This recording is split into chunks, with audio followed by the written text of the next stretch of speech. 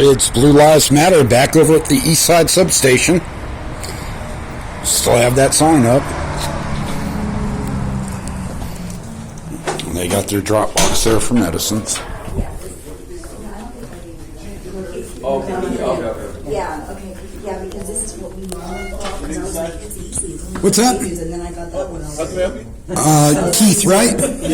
Yeah, my name's Troy. I'm here to speak with someone in the chain of command about the sign on the door. Copy for yourself, just so Okay, you go ahead and have a everything. seat. Okay, will do. Thank you, Keith. Stuff happens and gets lost. Like,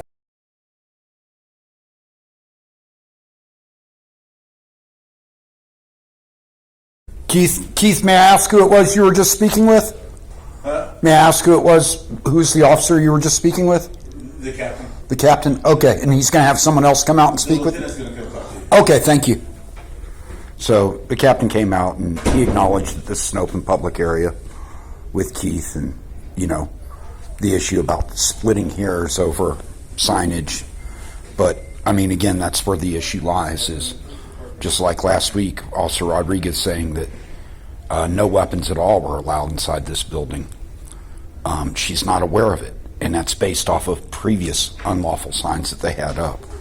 Those signs create problems for officers. While I'm here, public service announcement. Love is not fear. So if you need help with family violence, 210-733-8810. So I'm not comfortable carrying a firearm in your lobby, even though I'm allowed to. Okay. I'll explain why, but just as a courtesy, I always let officers know if I am armed. The reason I'm not comfortable carrying in your substation is just last week, one of your officers told me it was unlawful to carry a weapon in here. Okay, in the lobby area? In the lobby area. She was corrected. She was with Officer Swan at the time. You too. She was with Officer Swan at the time, and I'd spoke with Officer Swan about a year and a half ago about when you had up the old unlawful gun signs that the city took down. The reason I'm back is all the knife signs. And which signs? You have a sign out front saying no knives now. Oh, okay. This blue one here? One problem. And again, you guys didn't put this here, the city did. Oh, okay. The state doesn't regulate municipalities from controlling these two items, but the state limits your ability to regulate knives. Okay. So you can't have the knife up here. Okay. Someone can walk in here with a katana legally. Okay. And the issue for me as a rights activist is that officers who see the sign are not going to know that it's legal for someone to walk in with a knife. Just like Officer Rodriguez told me, no, if you walk in here with a knife, a gun or a knife will arrest you. That's a problem for me because it's not against the law. Right. That way, if they're rude with me, I'm going to be rude back. But it doesn't help the situation. It builds animosity. For me, what I can do that is effective is I can go around and I can make sure that officers are educated about issues like this, so that if they see the sign and someone tells them, hey, the guy has a knife, they can say, hey, the city put that there, but it's legal for them to have a knife. Versus, and I'll give you an example, back before you guys have the sign up here, the Claude Black Center had the unlawful gun signs. And I told Council District 2 the same thing.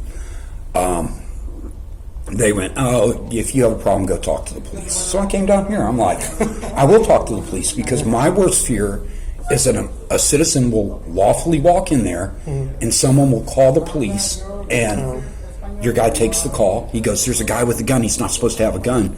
How's the officer going to respond? He's already on a heightened, you see what I'm saying? And then it's total escalation where none is needed. Right.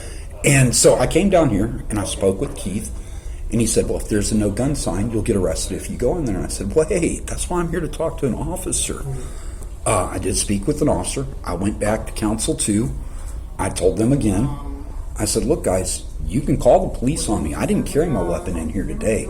But if you don't take down that sign, next week I will be in here with a weapon, and I'll open carry. I don't normally open carry. I don't like it. But to make points like that, I will. And they went, well, we'll send it to the city. And they did. And the city said, oh, we know, we'll put up the knife sign. That's when I first noticed these knife signs going up. And I went, this is the city, and I talked to the council too, and I said, you guys have the same problem. Now people can't walk in here with a pocket knife. You can't regulate that. The state says you cannot. It's a state preemption law. It's under Civil Code 229001. We don't go out and research these things for no reasons. We do it because of unlawful arrests. Sure.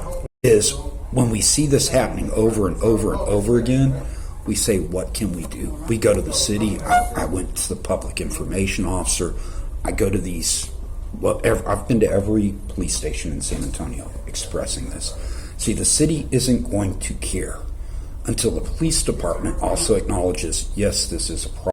When I told the chain of command, 80% of your officers will arrest someone for this, they said, it's not our problem. It's the city attorney's problem. And I said, it is your problem because it's an education problem for your officers.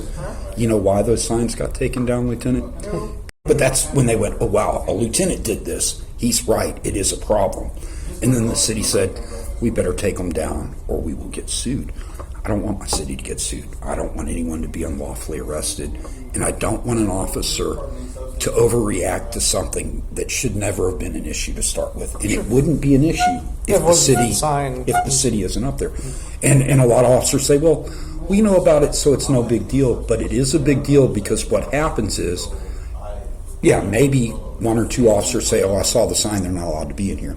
But what happens is a citizen sees the sign, and as I said, most law-abiding citizens are going to see it, assume it's legal, and go away, or put their knife away, or their handgun, or whatever it is.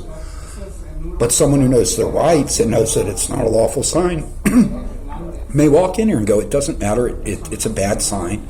And then another citizen sees that, and they call the police. Or worse, they see it, and they see a guy talking to an officer, and they go, why isn't the police doing something? There's a guy here with a weapon. It's an issue. That's my choice. But they passed it. It's the law. People are allowed to do it. And that's when you get problems with citizens who, everyone has a right to feel fear. And if you're uncomfortable or fearful, by all means, call an officer. But I dispatched for 8 years. I know how things escalate. Someone says, what is he doing that's unlawful? Why do you need a police officer? Oh, I have to tell him something now or they won't send an officer. So someone lies. The police officer doesn't know that. They respond. They assume everything that they've got is good information. And of course, when they get there and talk to that person, he's like, why are they acting this way to me? I'm not doing anything wrong. But, again, that's what causes those. So, again, I come out after I'll be out here multiple times. I'll be speaking with other officers. Some of your officers may have told you, hey, there's some crazy guy with a fishing pole in our parking lot. That's me. Oh. I do little stunts. I haven't heard like it that. yet.